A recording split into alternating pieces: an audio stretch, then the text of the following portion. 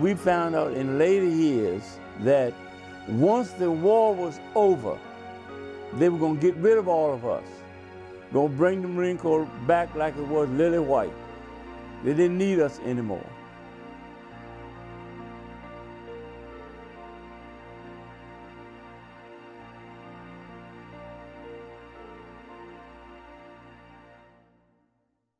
As a young boy in Manassas, see, I lived out in the country, and on Saturdays, my grandparents lived out either further than I did. They would either come by on Saturday evening to pick us up, my brother, was only two of us, and take us into Manassas, which was a big thing as a boy then to go into Manassas, to get that 5-cent cone of ice cream and that little box of Cracker Jacks.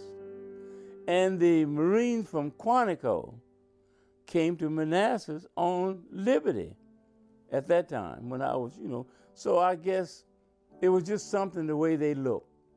They didn't look like the Army, excuse me if anybody was in the Army, or the Navy. And the way they dressed, and they were just different. And I guess that maybe went into me from childhood about the Marines. Of course, I'd heard something about the Marines. And that, I guess, was the opportunity when I was able to go into the Marine, or in a branch. Because at that time, they were cleaning Manassas. Every man that was eligible, black, white, blue, or green, if you were eligible, they took you out of Manassas to go in some branch of the service. It was 3 of us that volunteered for the Marine Corps out of high school. And this was in March. We went to Richmond. We took a physical. And everybody that passed the physical, they were sending so many to the Army, so many to the Navy, so many to the Army Air Corps. It wasn't Air Force then. It was Army Air Corps. So when we passed that physical, and everybody that got on the bus from Manassas, except the 3 of us, they stopped the end of the physical with us. And they said, wait a minute, we have 3 men who have volunteered for the Marine Corps. Now, we had passed the physical. We had to go back through that physical to get into the Marine Corps. And then when we passed that second time, just the 3 of us, everybody else was on the bus to come back to Manassas. The 3 of us, we had to read, we had to write, and they took us outside and walked us around. And after that, they took the 3 of us to Broad Street in Richmond to be sworn in. I guess it was a recruiting depot, recruits. They swore us in. Now, this was in March, but they said, now you have March, April, and May to graduate. We're not going to let you go into the Marine Corps till you graduate. The Marine Corps has 2 recruit depots. As you said, one in Paris Island, one in San Diego, California. If I could walk out of my door like this, and Paris Island was right there, or San Diego was right there, you had to come all the way, wherever you lived in the United States, you had to come to Montford Point. And they stopped us at the gate. And so the MPs said the N-word, get off the bus. So we got off the bus and we lined up. And they said, all you N-word, empty your pockets, because we have knives here for you. You won't need your knife. And this MP walked up to me as a young man from high school. I had a hat on like youngsters do. And this MP reached up and grabbed my hat. And he put it on the ground and said, you so-and-so, you won't need this hat anymore. Now, Montford Point was rigged up for us at prefabricated huts. We didn't have barracks, and those prefabricated huts were something that was handed down from the CC camp. And these prefabricated huts, if it rained outside, it rained on us inside. And where they had this camp fixed up was swamps, snakes, rats, and the whole bit. That was us. Sand, that was us. And of course, we had white drill instructors at that time because we were just getting started. The Montford point was just something. In other words, we found out later that it was temporarily. It wasn't something for permanent. It was temporarily. And the next morning, when we got up, they put us in a room, which was maybe about 15 of us, I guess. And they said, we're going to read something to you. So the guy would read a line, punishable by death. He would read a line, punishable by death. So we started looking at each other and said, hell, ain't nothing you can do in here. They ain't punishable by death. So we found that wasn't true. They did some things to us that normally wouldn't be. By being right by the swamps, I'll just give you some of the things. By being by the swamps, dusk dark, by being in the summertime, see, with a lot of mosquitoes, they would take us right by the swamps, dusk dark, and mosquitoes, you could almost grab them. And they would make us stand at attention. You couldn't move. The only thing you could do was twinge your nose or your face. And the DI, his famous word, did you eat, sound off like you crazy? Yes, sir. Let those so-and-so mosquitoes eat. That was their famous thing. That's so the mosquitoes could do what they want. But, trick, you can't smack a mosquito. Once you got in the jungle, that sound went a long ways. But see, we didn't know that.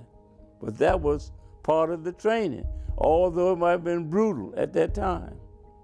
You couldn't afford that sound to go in the jungle. And any of you know what a footlocker is?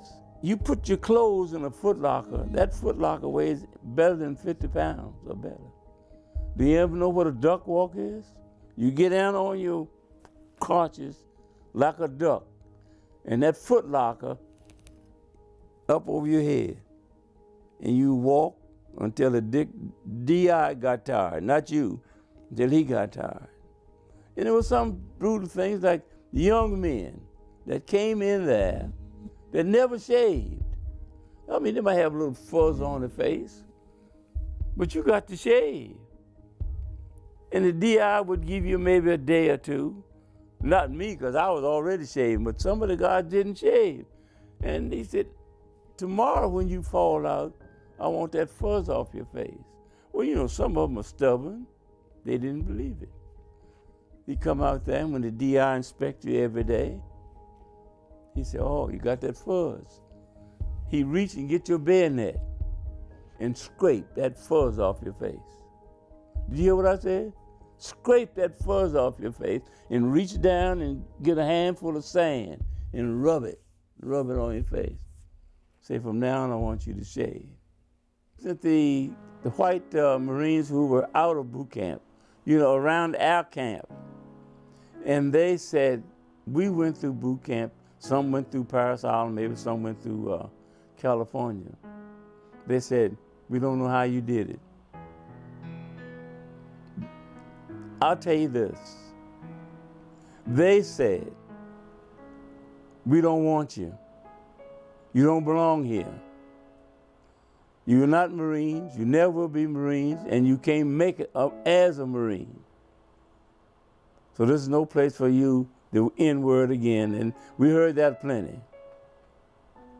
In other words, sometimes I had to think about what my name was, because I was called everything else but my name. And when they said, you don't belong here, you can't make it, you never make it, and believe me, they did everything under God's creation to make sure we didn't make it. But we decided, just a few of us, if the Buffalo Soldiers or the Tuskegee Airmen and all of those guys way back before us made it, then we can make it. So we even talked about the ship. Our people, slaves, came over here on the ships. If they could make it coming across those waters, we don't have any idea how many days it took to come across that water. And the way they were on those ships, if they could make it, then we could make it. So we made it. It was a struggle, but we made it. Let me tell you this. Once you get out of boot camp, it's a change. There's a difference once you get out of boot camp. Even during the segregation, it was a difference. And in Jacksonville, North Carolina, or in the South, wherever we was, the white Marines, I give them credit. Nobody, I'm talking about my experience, wherever we were, they made sure that did nobody mess with us. They said, you a Marine? Don't. See, those they didn't care. If you were a Marine, black, white, or whatever you was. I'll give you an example. I had to go from a little town outside of Montford called Jacksonville. You go to Jacksonville to catch a bus to either Rocky Mount, North Carolina, or Wilson to catch a train. I had to catch a train from there to Washington, D.C. if I wanted to come home on Liberty. Then once I got to Washington at the train station, I had to catch a streetcar to the bus station to come back to Manassas. But anyway, all of that. But what happened one Sunday, I had been home on Liberty, and I got back to Rocky Mount, North Carolina. And see, then it was so many military people, Navy, Army, you had to get in line. Wherever you went, you had to get in line. So we were all in line this night at Rocky Mount, North Carolina. And the bus driver, so it was still segregation. The bus driver says, you welcome, but they can't get on. When they said they're talking about us, they can't get on. So the white Marine said no. Said, these men got to be to camp the same time I got to be to camp. And said, we're going to get on this bus the same, just like we in line. So the bus driver said, okay, let them get on, but I can't drive the bus. The Marine says, what do you mean you can't drive the bus? He said, don't you have the keys? So the bus driver said, yeah, I got the keys. He said, well, give me the keys, let me see them. He said, now I'll tell you what, if you can't drive the bus, I'll drive it. So I'm telling you the truth. We left the bus driver standing there, and the Marine drove the bus back to Jacksonville, North Carolina. That's what they thought of us. Even though it was segregated, they did not mess with anybody, mess with us. We finished boot camp. If you live west of the Mississippi, you got 15-day furlough. If you live east of the Mississippi, you got 8-day furlough. So we didn't have the nice looking khakis like the Army had. No back pockets. You had the starch and on your pants. You had the starch and on your shirt and necktie. When we finished boot camp, some of the guys says, I can't go home like this. I mean, which we were pretty well beat up. He said, I can't go. The Marine Corps has you so mean and evil from the names you, see, they can't do that now. That the guy said, man, if I go, I might even cuss my mama or do anything. I can't go home. Well, I said, look, I don't care what it is, I'm going home, because I might not never go home again. So some of them didn't actually go home. So I went home, and then, well, I guess a bunch of us who would get furloughs who came back. And when my papers read the 51st Defense Battalion, that's all it was supposed to have been. That one trial battalion, 51st Defense Battalion. So we came back, and some other guys came on from furloughs, and they got it. When they finally got that 51st Defense Battalion organized, we left Montford Point and went over to a little old place called Camp Knox, where they trained dogs, Marine Corps trained dogs. So that's where we was. So then we was still wondering what was going on. So the colonel called us out one morning, and he started calling names. So he says, I guess you men wonder why you were called. So we said, yes.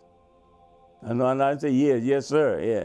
So, so he said, you men were picked to be drill instructors. I said, Lord, to myself. I said, Lord, no way in the world I could treat another human being the way they treated me. When I say me, I mean the whole, all of us. So he says, is anybody here that don't want to be a drill instructor? I'm not sure, but I believe all hands went up. He said, well, I'm sorry. He said, you might well put them down. He said, you were picked to be drill instructor, and you will be so-and-so good drill instructors. So he said, now just look at all of you. All of you standing here are volunteers. Everything here is a volunteer. He said, but from now on, we're going to start getting draftees. He said, we're going to get cutthroats, we're going to get slickers, we're going to get everything from the God sent. And he said, we got 11 weeks. And he said, after 11 weeks, we don't care what come in here, you're going to be ready. All they did with us for those 11 weeks was trained us day, night, and eat.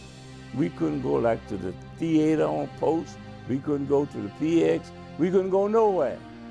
Just those 11 weeks, they trained us for everything off the street to come in here. And that's what we did, 11 weeks. So after those 11 weeks, they put us as assistant to drill instructors, white drill instructors. And I think, I'm not sure, after about 2 platoons. In the meantime, the other guys who were coming in here, they were training them to be ammunition companies or depot companies, which was working outfits. But the other guys, they were out on the beaches. Have you ever seen these airplanes with letters behind the airplanes going across the beaches? Well, they had a long sleeve behind that airplane. And those guys on the beaches were shooting that leaf, that sleeve from behind that airplane. And they were in mortars and all of this stuff. These guys were shooting those stuff. And I'd say after about the 2nd or 3rd platoon, these guys, other guys were shooting mortars and all doing everything. Training, in other words, training for combat. Every Marine is trained for combat. I don't care if you were typewriter, hook, bunk, hunky, or cook, you were trained for combat. Everybody. So after that, so one afternoon, they called us out. And so we said, now this was a little odd to call you out in the afternoon. So then we heard all of this noise, the sirens and all of this going on. So what in the world is going on? Would you believe? Here comes this big convertible limo. Was President Roosevelt. He said, men, I got a short speech. He said, now you men on that uniform have broken every record that the Marine Corps has ever had. As far as I'm concerned, you're just as good as any Marine that put that uniform on. Send them overseas. That's what happened. So now these other guys was coming in, when they finished training them to make a platoon, they would pick a drill instructor to go as acting platoon sergeant. Nobody had any rank. They would send them overseas. And that's how it got started, just send them overseas. As fast as they could get them, and they would send them all overseas. And all of my buddies were leaving me, and so I had to go to the colonel and tell him, say, Colonel, I want to go, because I hated being a drill instructor. As I was a drill instructor, I trained men to be Marines. Not all of this other stuff, cruelty and stuff that they had to go through. But I made sure they were in condition to know all the weapons that they need to know. They had to be in condition to do what they had to do. We could go out there and walk a mile, run 20 miles or whatever. It didn't make any difference, but we were ready. So that's what they started doing with all these other men coming in. Send them overseas. And you'd be surprised. They went overseas as ammunition companies, depot companies. But once they got on those beaches, all that was gone. They had to fight just like everybody else had to fight. And those white Marines was glad to see us on those beaches. My first was on a little island called Bonica. And then as you secure an island, the government lost a lot, throw away a lot of stuff. What's on the island, they just bulldoze it. Then you go to another island. That's where we were going from island to island to island on our way to Japan. So after Bonica, then I went to Saipan.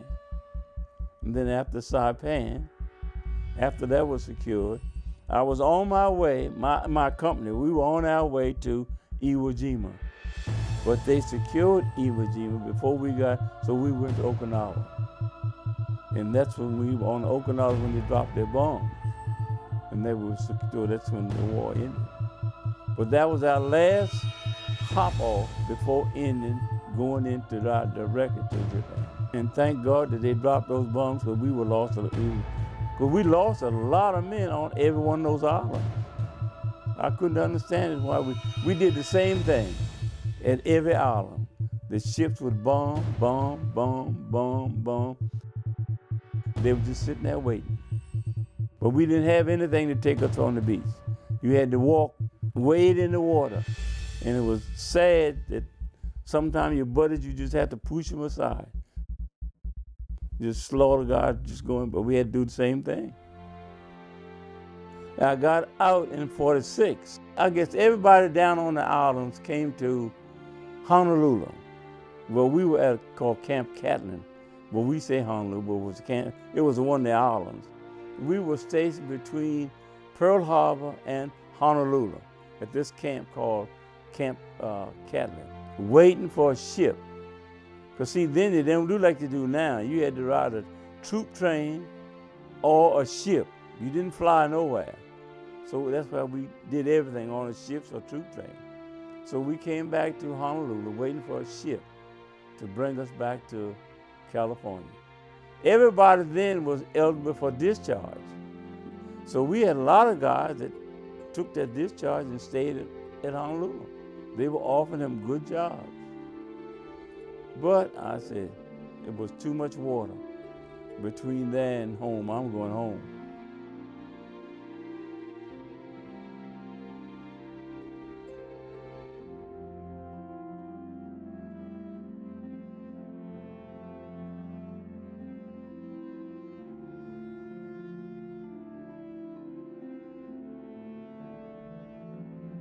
My family veteran story is my brother went in the Army before I did and found out when he was in the Army, as far as I know, that he spent most of his time, especially overseas, with General Patton. And the other things that he would tell me how he would train in Mississippi and different places. Now see, it was segregation also during that time. They wouldn't even give them a gun. They used sticks to train with rather than a gun for a long time. And of course I had, three uncles in World War II.